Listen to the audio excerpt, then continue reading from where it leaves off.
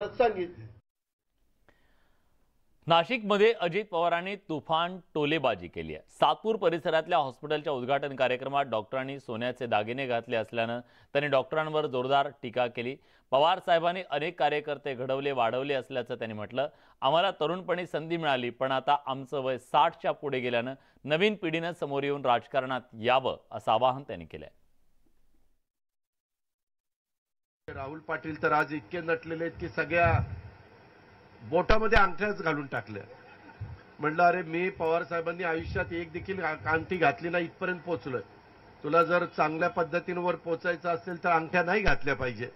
अंगठ्या सोनं हे महिलेच्या अंगावर शोभून दिसतं, स्त्रीचा तो अलंकार आहे, आपल्या पुरुषाचा अलंकार नाहीये। चांगल्या पद्धतीनं ते चालवते, फक्त तिला वडिलकीचा आणि जवळकीचा सल्ला पुढच्या वेळेस आल्यानंतर जरा बारीक हो एवढं देतो।